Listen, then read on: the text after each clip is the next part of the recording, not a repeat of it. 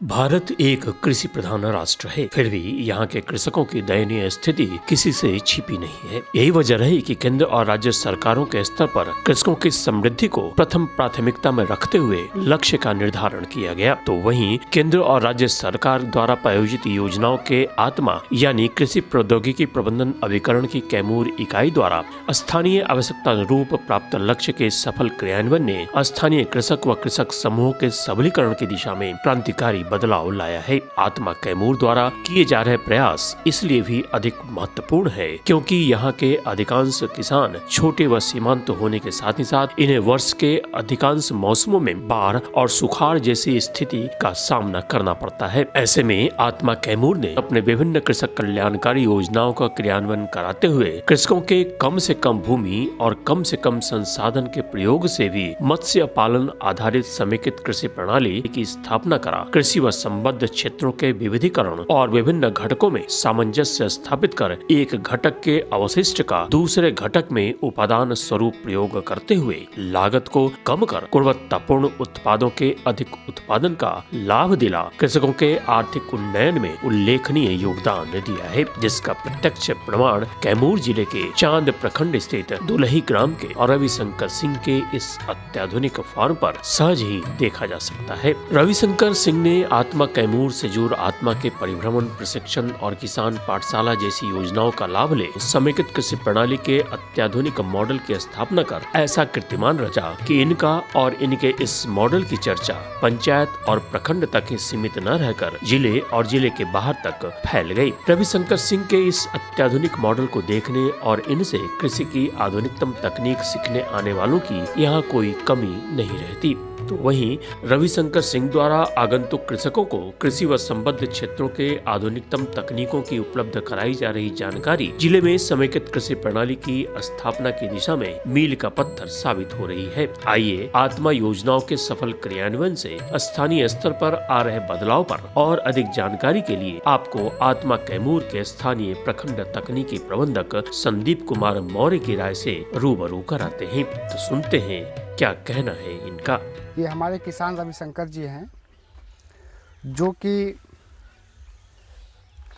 खेती करते थे, हम लोग भी आते थे, लेकिन इनके द्वारा खेती जो टेक्निक था वो नहीं की जाती थी। तो मैंने आते हुए समझाया जाता था कि सर आप ऐसे करिए तो आपको ज़्यादा मुनाफा हो सकता है, आप अगर एक खेती करते हैं तो आपको मुनाफा नहीं होगा। तो इनको सर्वप्रथम हम सन 2007 में पंतनगर कृषि विश्वविद्यालय में 3 दिवसीय ट्रेनिंग के लिए भेजा गया था, जिसका सब्जेक्ट था समेकित कृषि प्रणाली। जहाँ पे इन्होंने जाकर और जो भी वहाँ से सीखा ये अपने प्लांट अपने खेत पर आके तुरंत इम्प्लीमेंट कर दिए, तुरंत वो उसको प्रभावी ढंग से लागू करना शुरू कर दिए। आज भी जो भी है उसके बाद सर्वप्रथम एक और अवसर हमको मिला कि जो बामेती से डायरेक्ट था, जो हमारा एक्सटेंशन प्रोग्राम चलता है बामेती से, वहाँ से डायरेक्ट हुआ कि आप एक किसान और एक प्रसार कार्यकर्ता के साथ आप भोपाल एग्रीकल्चर इंजीनियरिंग सेंटर जो है वहाँ पे 3 दिवसीय ट्रेनिंग के लिए जाना है। तो मैं और रविशंकर जी दोनों साथ में ही वहाँ गए थे। वहाँ जाने के उपरांत इन्होंने देखा कि जो मशीनरी है एग्रीकल्चर में वो हम लोग उपयोग नहीं कर रहे हैं, हम लोग कहीं ना कहीं मशीनरी में बहुत ज़्यादा पीछे हैं। तो इन्होंने वहाँ से आने के बाद जो मशीनरी में आपने देखा, आपका जो भी स्प्रिंकलर इनके पास है, ड्रिप है, ये वहाँ के आने के उपरांत इन्होंने तुरंत प्लांट पर अपने लगवाना प्रारंभ किया और आज आपके सामने ये। और सबसे बड़ी खुशी की ये बात होती है कि हम जैसे ही फील्ड विजिट के लिए निकलते हैं तो हम कहते हैं कि हम जा रहे हैं कुतबनपुर। तो लोग एक कुतबनपुर नहीं जानते हैं, वो कहते हैं नहीं नहीं अच्छा आप रविशंकर जी के घर जा रहे हैं या रविशंकर जी के गांव पे जा रहे हैं। आज ये फेमस गांव जो है वो रविशंकर जी के गांव से फेमस हो चुका है। कुतबनपुर का नाम लीजिएगा तो आधा लोग बता नहीं पाएंगे, लेकिन रविशंकर जी का गांव पूछिएगा तो रविशंकर जी के गांव से सब लोग आज परिचित है। और हमारे किसान आज जो हैं बहुत ही खुशहाल हैं।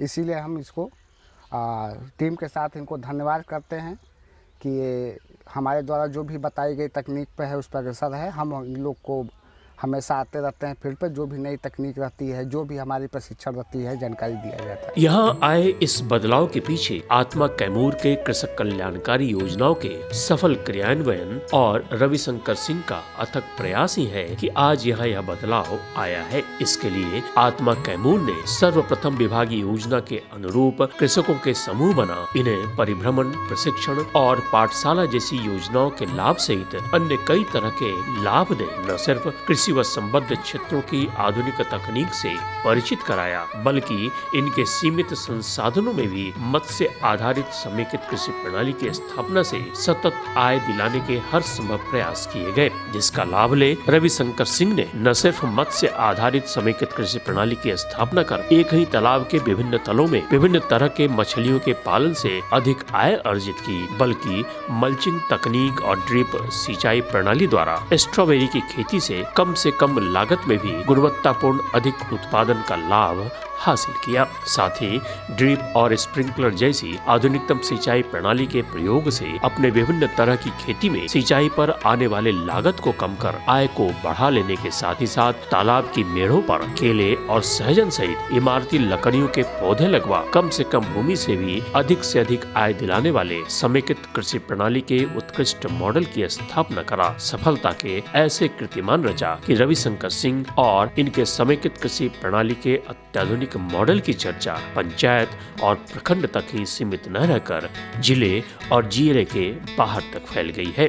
आइए आत्मा कैमूर द्वारा स्थानीय आवश्यकता अनुरूप योजनाओं के सफल क्रियान्वयन से स्थानीय स्तर पर आ रहे बदलाव सहित कृषकों को हो रहे लाभ पर जानते हैं क्या कहना है आत्मा की विभिन्न योजनाओं का लाभ ले समेकित कृषि प्रणाली के अत्याधुनिक मॉडल की स्थापना कर अन्य कृषकों के लिए उदाहरण बन चुके सफल किसान रविशंकर सिंह का। अपने पूर्वजों के द्वारा धान, गेहूं, चना, मसूर, मटर ये सब चीज़ों की अच्छी उपज की जाती थी, परंतु इतने के बावजूद भी लोगों की बहुत सारी समस्याओं से लोग उबर नहीं पाते थे हमारे पूर्वज। तो मुझे लगा कि मुझे इस खेती पे कुछ और भी बेहतर करना चाहिए। उसी तलाश में मैं यहाँ वहाँ गया, जिससे मुझे आत्मा विभाग से परिचय हुआ और मैं अपने ब्लॉक निकटतम ब्लॉक पे गया। वहाँ के एटीएम और बीटीएम से मुझे मिलना हुआ और उन्होंने कहा कि अगर आप कुछ बेहतर टेक्निकल खेती करेंगे तो आपकी बहुत सारी समस्याओं का निजात हो सकता है। मैंने आप लोग के साथ समय बिताया और आप लोगों ने जानकारी दी, मैंने शुरुआत किया और कुछ विशेष जानकारियों के लिए इन्होंने मुझे सर्वप्रथम 2007 में पंतनगर जाने का अवसर मिला इस आत्मा के तहत। और वहाँ जाने के बाद मुझे लगा कि नहीं, हम लोग किसानी में बहुत पीछे हैं और बहुत कुछ उपयोगिता है जो हम लोग अपने यहाँ कर सकते हैं। वहाँ सीखने के बाद हमने आया और फिर उद्यान विभाग से मिलना हुआ और उनके सौजन्य से बहुत सारी सब्जी की खेतियों में मैं अपने आप को लपेटा और खेती बढ़िया हुई और हमारी आमदनी भी बढ़िया हुई। और कुछ और भी सीखने के लिए मैं फिर टेक्निकल जानकारी के लिए भोपाल गया, जो बहुत सारी मशीनरियों का जानकारी वहाँ मिला, टेक्निक का। वहाँ से आने के बाद मुझे लगा कि नहीं, फ्लड सिंचाई हमारे फसल को फ़ायदा पहुँचाने के साथ साथ कुछ नुकसान भी देता है, एक समान फसल नहीं मिल पाती है। इसके लिए हमने स्प्रिंकलर, मिनी स्प्रिंकलर को चुना और उससे मटर की खेती, टमाटर की खेती सब किया। फिर एक कदम और आगे बढ़ा, फिर मैंने पानी को बचाते हुए खेती का टेक्निक मुझे अपनाना पड़ा, जिसे हम देख रहे हैं कि हमारे देश में पानी की बहुत सारी समस्याएं बढ़ते जा रही हैं। इसके सोच में मैं अभी ड्रिप इरिगेशन को ही प्राथमिकता दे रहा हूं और सारी फसलें में हमारी अधिकतम फसलें जो है ड्रिप पे ही है। इससे मैं करीब 70 से 75% जल का बचाव कर लेता हूं। इसके साथ साथ अपना कम से कम 20 से 25% उपज बढ़ा लेता हूं। दवाओं का भी खर्च कम हो जाता है और जो भी हमारे फर्टिगेशन वगैरह करना है उससे बहुत आसानी से हो पाता है और समय पर पौधे ज़्यादा ग्रो करते हैं और उपज होती अच्छी है। इसलिए आमदनी अभी बढ़ी हुई है।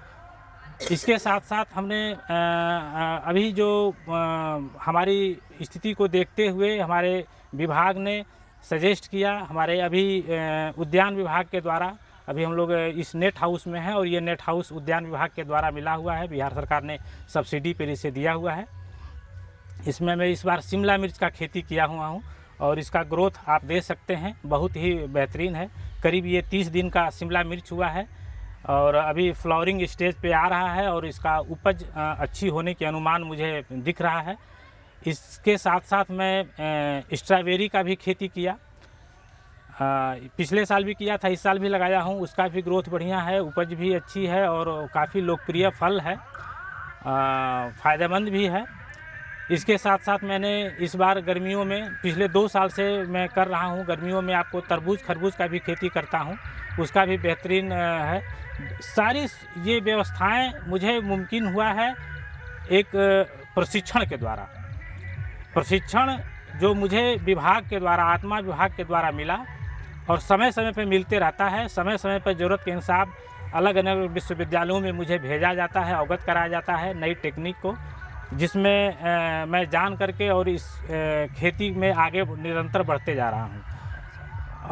इसमें मेरे यहाँ पाठशाला का भी आयोजन किया गया है, जिसमें मेरे साथ साथ कई किसानों को इसका लाभ मिला है। यहाँ तक कि आपने धान पे, मशरूम पे, इन सब सारी वस्तुओं पे पाठशाला हो चुका है। हमारे यहाँ महिलाएं भी मशरूम के लिए अग्रसर हुई और सीखीं। आपने धान की उन्नत खेती के लिए समय समय पर आत्मा विभाग द्वारा हम लोग को किट वगैरह मिलता है धान की अच्छी वैरायटी का।